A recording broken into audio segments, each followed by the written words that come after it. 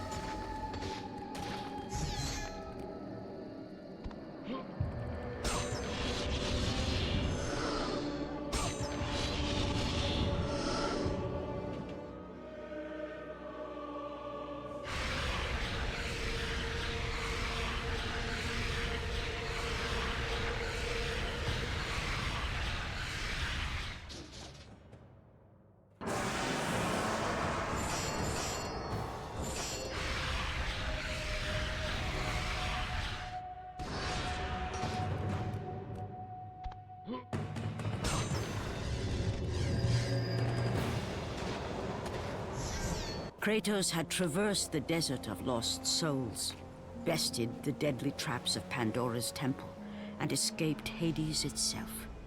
There was but one task left. Zeus! Do you see now what your son can do? You cast your favor on Athena, but her city lies in ruins before me. And now, even Pandora's box is mine.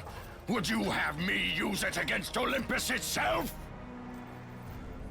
Kratos, returned even from the underworld. Is this the best you can do, Father?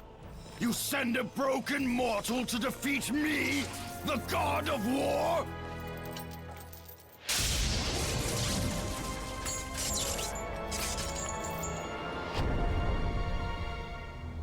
After thousands of years, Pandora's box was finally opened.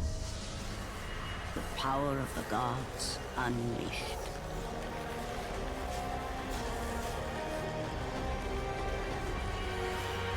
You are still just a mortal. Every bit as weak as the day you begged me to save your life. I am not the same man you found that day. The monster you've created has returned to kill you. You have no idea what a true monster is, Kratos.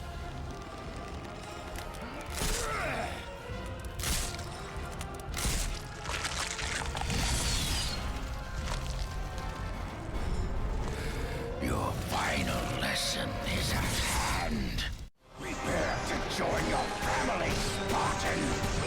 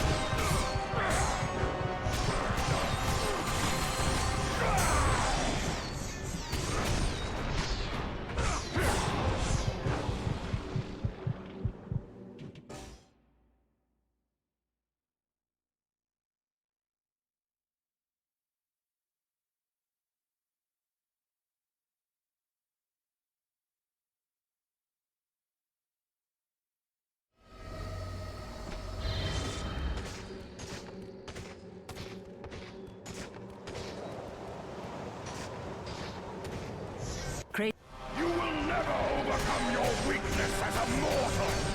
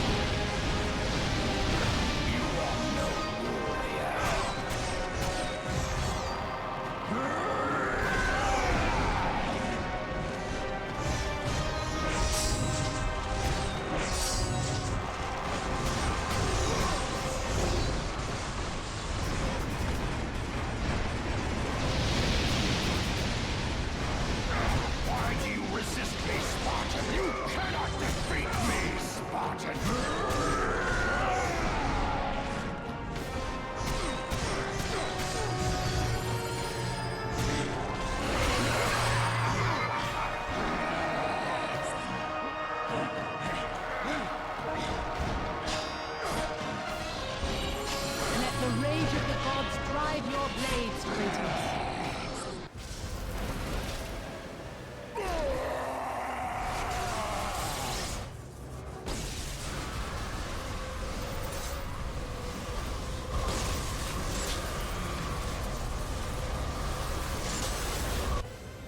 I have taught you many ways to kill a mortal, Kratos. Flesh that burns, bones that break. But to break a man's spirit is to truly destroy him. Do you recognize this place, Spartan? The location of your greatest failure? Perhaps there is a chance you can undo the deeds of the past. The nightmares that had haunted Kratos for the past 10 years had now taken form and substance. His past stood before him.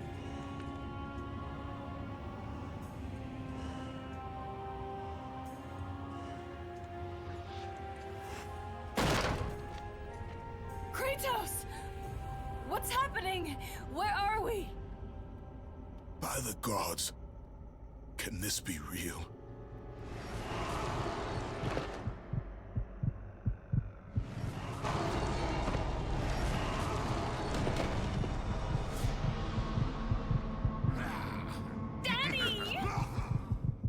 Ares! There is nothing you can put in my way to stop me! I will save my family!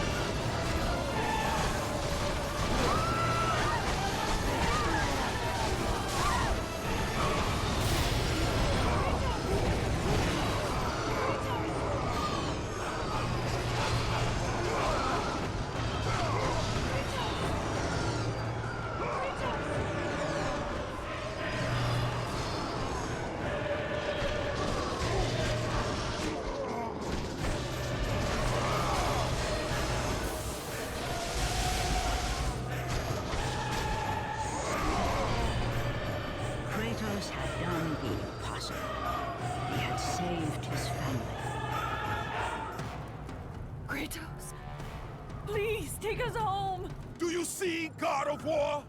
You took them once, but you'll never have them again. You cannot save them, Kratos. You gave them up in your quest for ultimate power. There is a price to pay for everything you gain. Not that price. I didn't want them to die. No price is too high for what I offered. And you rejected me. A god!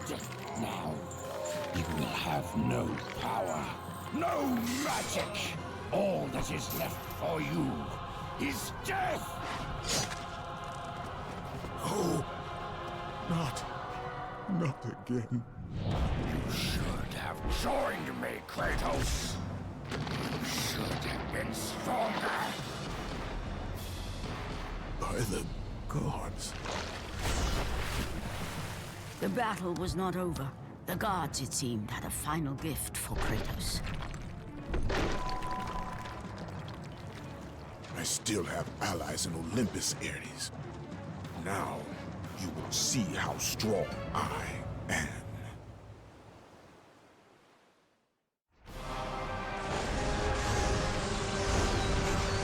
You cannot defeat me,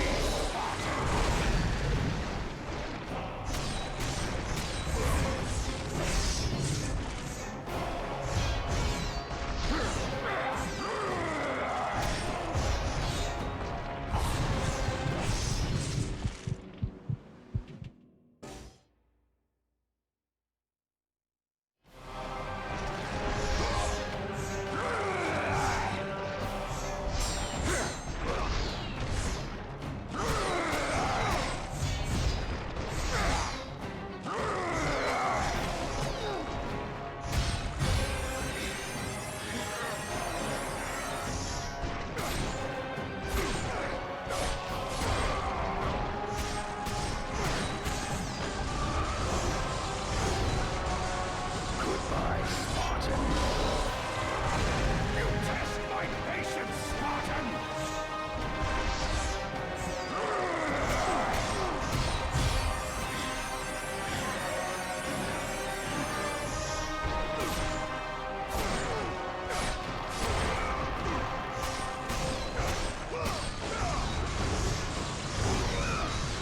You cannot defeat me, Spartan! Pathetic. I will show you what real power is.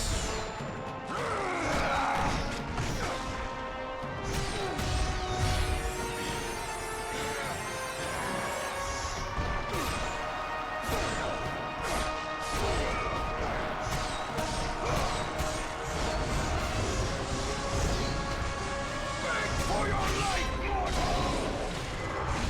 Spartan!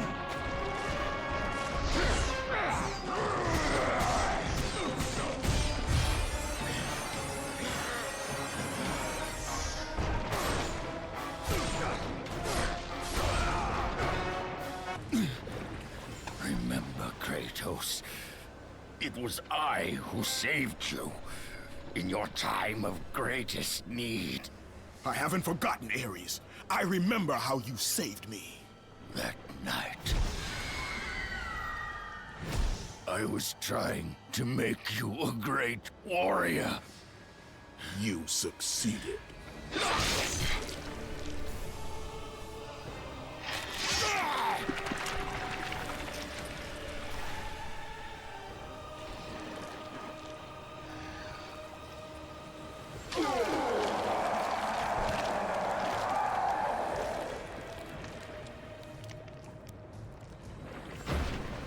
Kratos had done me impossible. A mortal defeating a god. Ares was no more.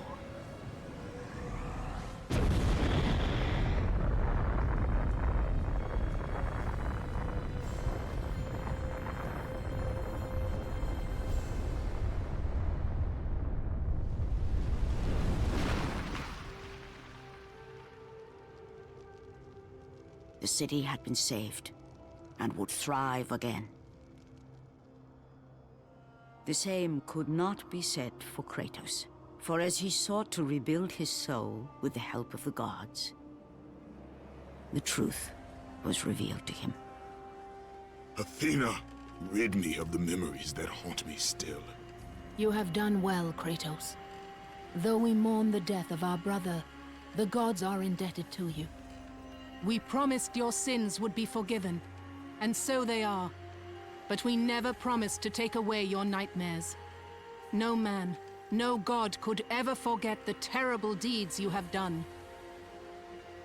In the end, knowing the visions of his past would never leave him, Kratos made his way to the bluffs overlooking the Aegean Sea. The gods of Olympus have abandoned me.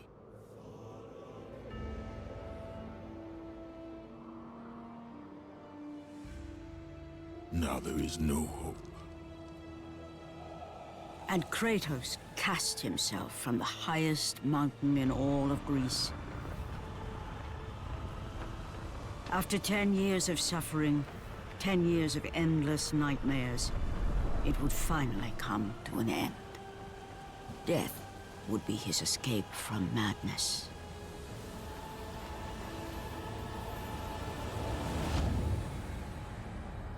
The fate of Kratos was not as it seemed.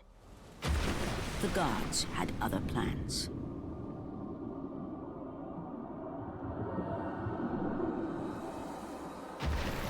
Borne aloft like a feather, Kratos found himself risen from the sea and placed on solid earth. You will not die this day, Kratos. The gods cannot allow one who has performed such service to perish by his own hand.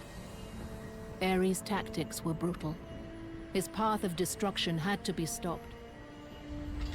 But now there is an empty throne in Olympus, and a new god of war is needed. Take these stairs, Kratos. They lead to your ultimate reward.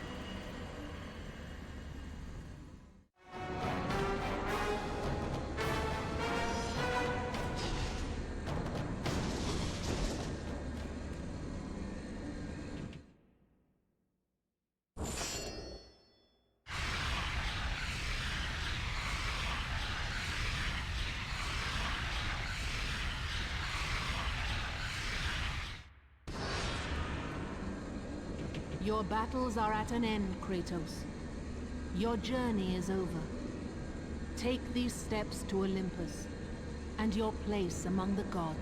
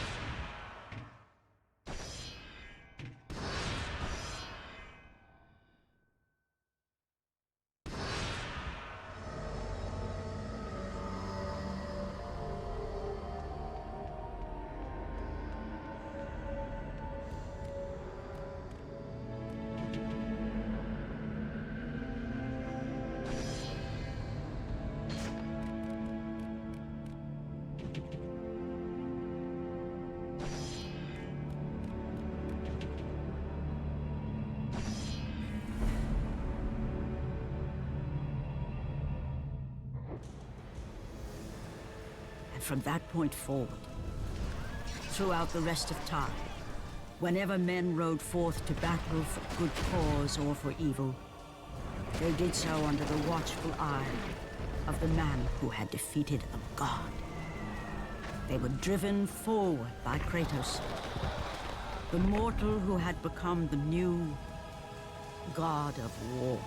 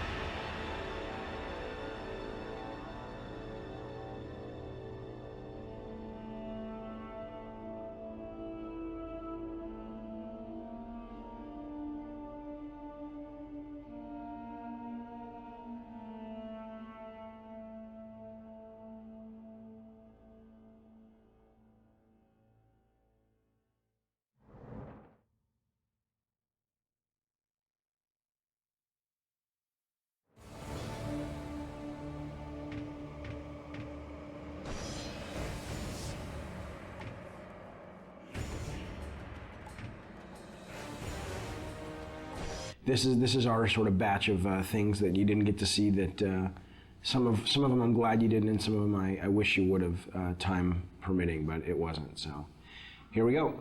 Okay, now this is actually this wasn't a deleted level. This was the prototype that the team put together. I don't even know what the date on this is, but 3 years ago, and it was really just to get the basic mechanics, not even tuned or anything, but you could run, you could swim, you could swing, and if you look at this level a little bit, you'll see we certainly didn't reuse any of the main art, but you'll see kind of like that shot there is sort of the precursor to some of the shots we have in the game.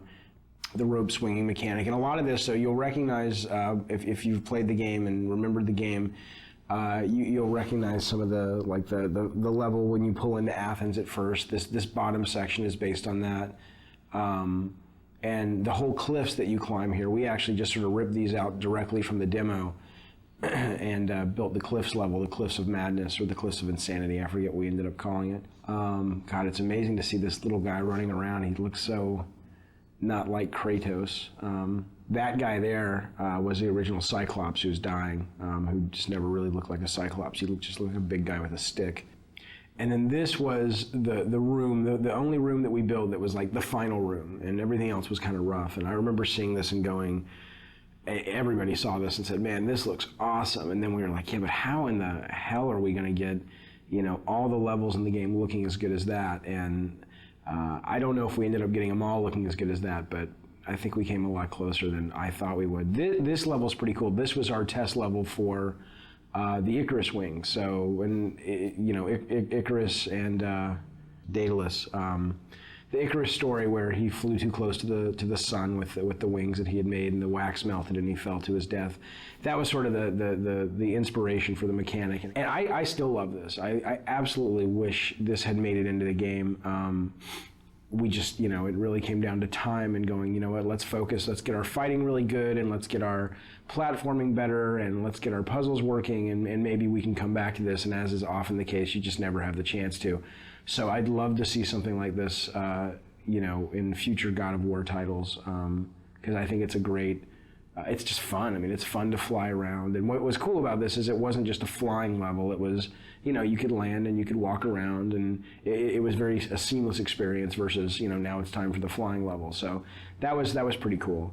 Yeah, I look at this now and I'm like, damn, we should have gotten that in. It would have been awesome. These were the original Harpies. They were a lot bigger.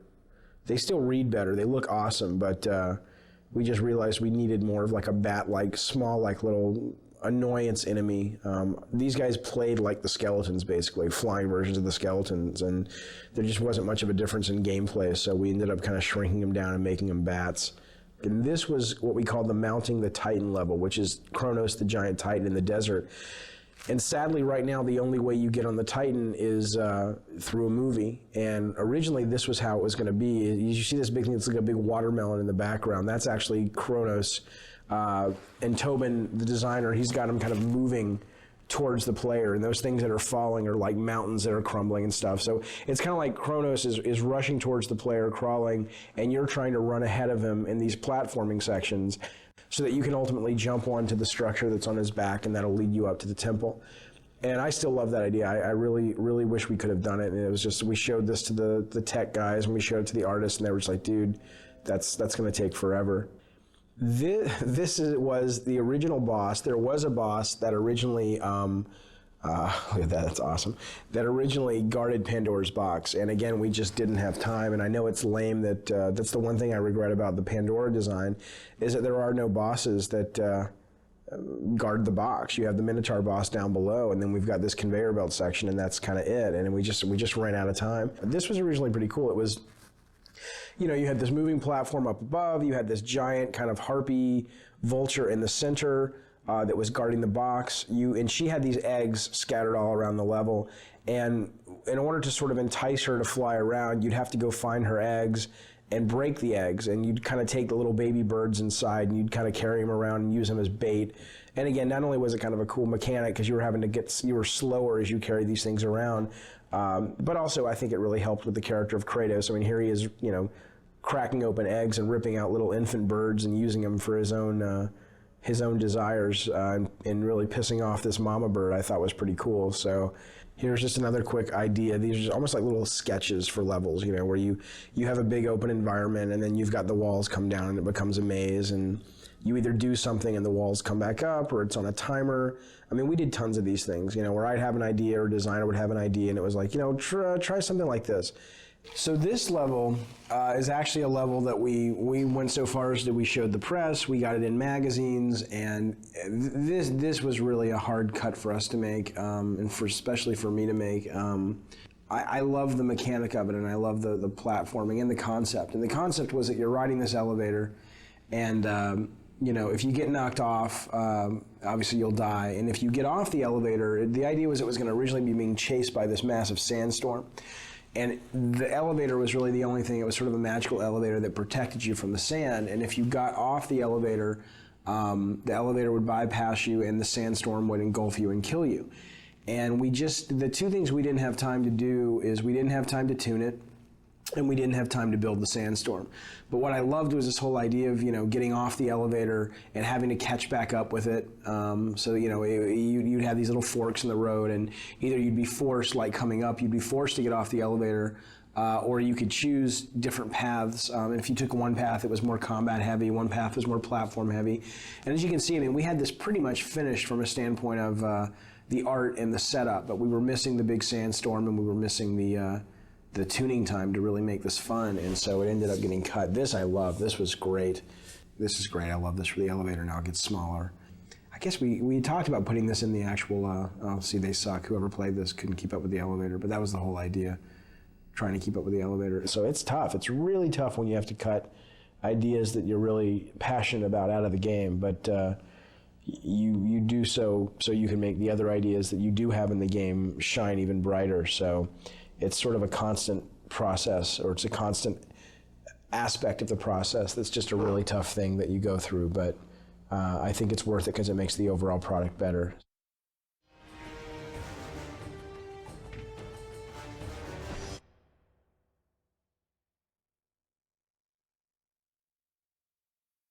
Some of the earlier characters that had been played around with, some of them again just didn't feel right for the time period.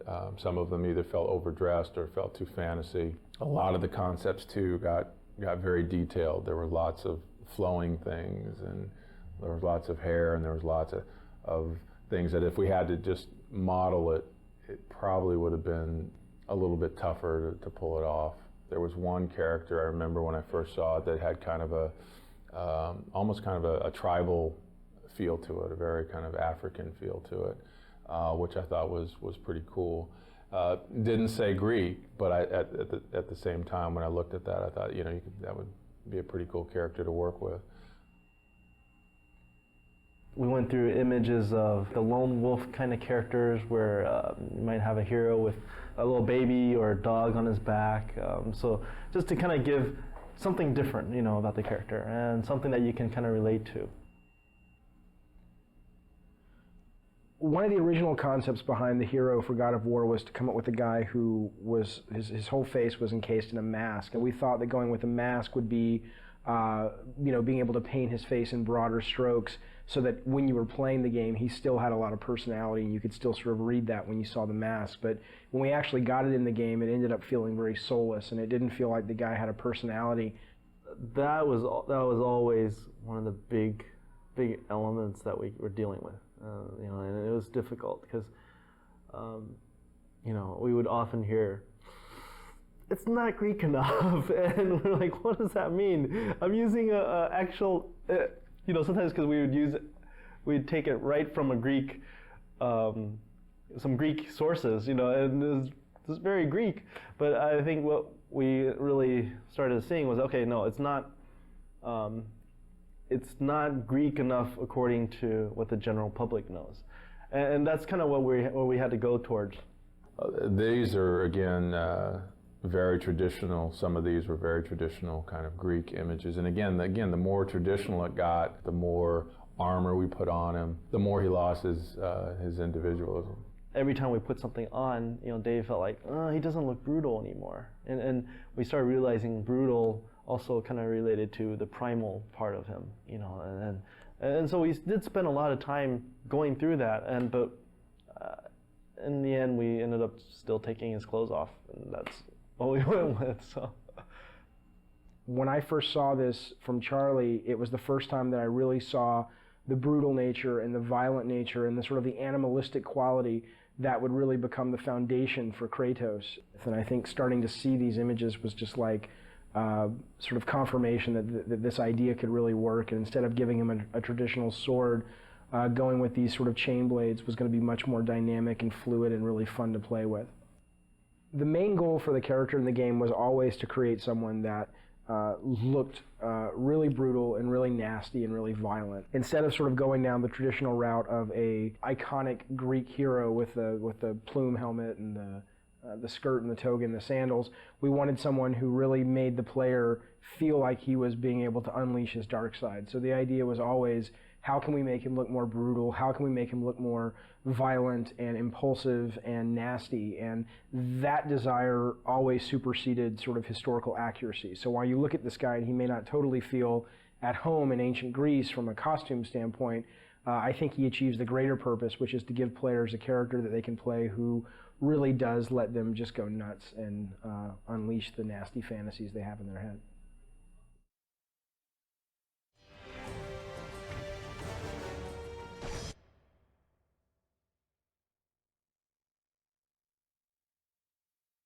So the idea on the environments and trying to create a Greek world was trying to create a feeling that reminded you of Greece and that didn't feel too fantasy.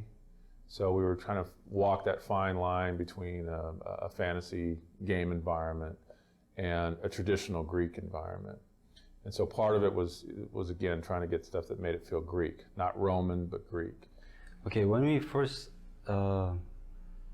start concepting out environments, it wasn't really defined as levels, We picked out the important locations such as Pandora and Athens and Hades, and all I knew is like the game should feel really big, which means there's no like cramped area. It's more like challenge against the god and like huge monsters. So the look of the environment should be like huge, So with each of the environments, what we tried to do was kind of move you through the world using color to kind of help move Dave's story along and kind of emphasize the emotional impact of what he was trying to, of the story he was trying to tell. But at the same time, if I've just come out of the ocean, where I'm battling the Hydra, where we've got, in that case, there's more kind of greens and blues and things like that.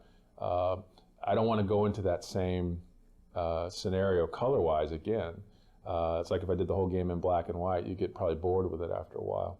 So one of the interesting aspects, especially in the Pandora section, was a lot of times you'll see multiple iterations on statues as well. And one of the reasons was that one of David's idea was he wanted those statues to come to life, whether it was Atlas or Poseidon rising out of the water. The things that were in that environment, the objects, the architecture, those types of things reflect what was going on, again, with David's story. So in Pandora, as an example, that whole sequence is about an architect who, in David's mind, is basically gone mad. And so the idea was the structures, the traps, the visual look of that should begin to reflect kind of a madman in some instance. I did that piece, even the level of the design wasn't solid yet. So, but my own interpretation, I was thinking it's like things are like there's no gravity, but at the same time things are like kind of shifting all the time, and there's infinite distance in the back. Things are flying, falling, exploding. The Mountain Olympus, that one particularly, it's not for the game art. It's more like, okay, we want to talk about Mountain Olympus, so where's the image? That kind of thing. The goal of the world of God of War was really to create a place that felt like, you know, a giant theme park ride, you know, or a giant set on one of these great high adventure movies, and places that you'd really want to explore and spend time in and really feel like you were having this grand adventure. And I think these guys, you know, week after week, continually were able to come up with set pieces and ideas that they just top themselves constantly and continually, and they've really given us this great world to play in, and I think they did an amazing job, and I'm so grateful as a player that I get to actually play in this space.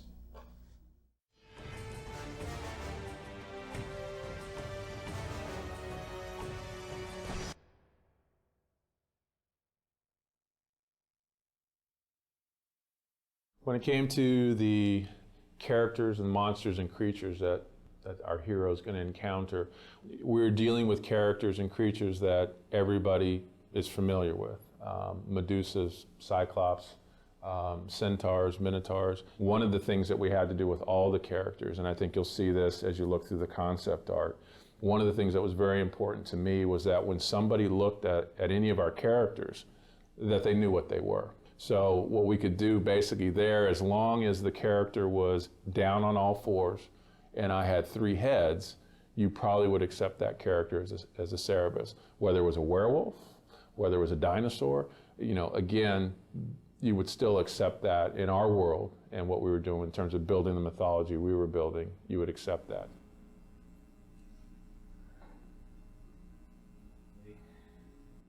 As far as a game creature is concerned, mostly what was fascinating me was the deep sea creatures and how freaky they look. And I was trying to pull up on some of that, and did a number of different types of hydras. I was told, okay, Ares would be maybe 90% elemental, 5 or 10% human. You know, and so that's kind of what I was going for on these beginning ones. He's just pure power, you know, almost like he's this unstoppable force. And then, you know, Dave liked it. It's just he wasn't sure how we would do it. Probably was a slow transition towards being more human. So it's still kind of a huge guy, but he's got all this armor on that allows him to do all these things. So the idea was, again, to move a character into something that, again, would be a little bit more in the horror direction. And again, what it allowed us to do was get characters that were still reminiscent of what they were supposed to be in Greek mythology, but were uniquely ours. So once we started moving in that direction, again, it opened up a whole new kind of avenue of ways to explore those characters. What we really wanted to do was keep people immersed in the mythology, in the Greek mythology, but give them a different kind of experience when it came to the characters and the creatures.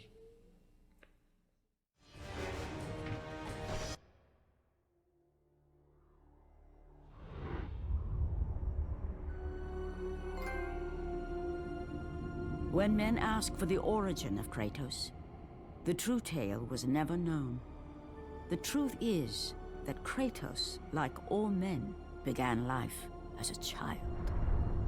But childhood in ancient Sparta was a brutal existence. Children deemed fit and strong were trained to be warriors, the protectors of Sparta. The weaker children were caged, sent to the mountains to fend for themselves. They were not expected to survive.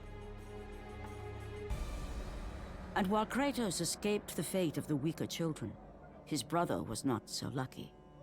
The two, once inseparable, were now alone. Kratos would become legend, but the story of his brother has gone untold.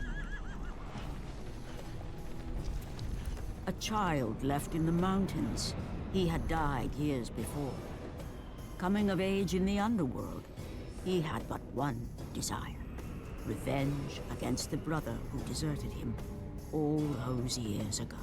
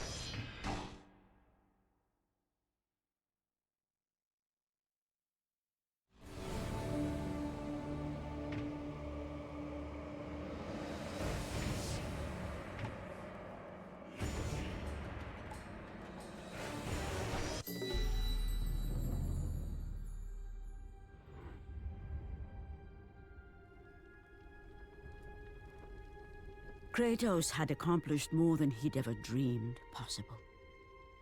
But he did not sit easily on his new throne.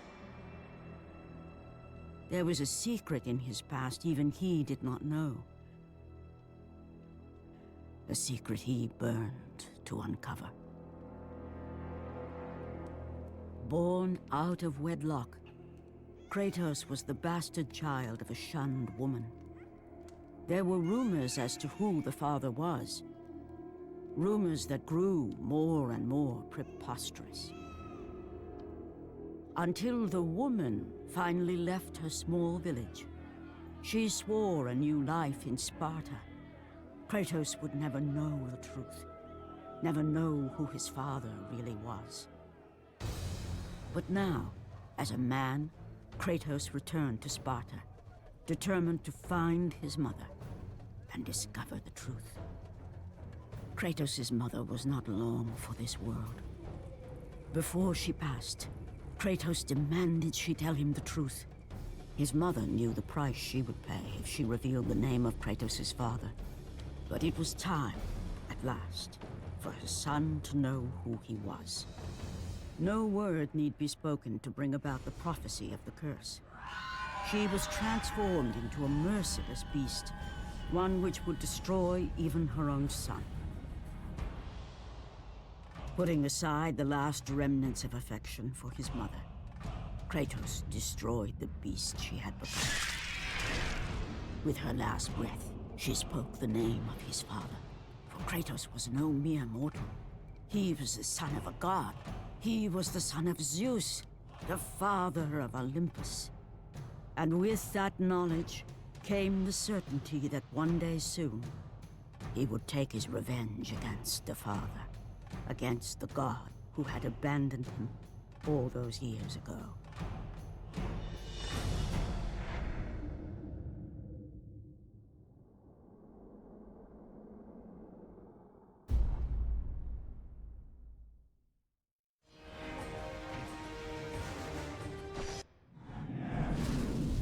The tale of Pandora's box remains to this day. After the weapon was taken from the temple, the structure endured. Kronos the Titan lived another 1,000 years, wandering the desert. That was long ago. The temple has gone silent, and the beast who bore it for so long has died. Relics of a world long past. But all myths need not be from the ancient times. Today, a band of explorers will make their way inside the just-discovered structure and find for themselves the temple still holds many dangers and many secrets. Soon, as with all great myths, a new hero will emerge.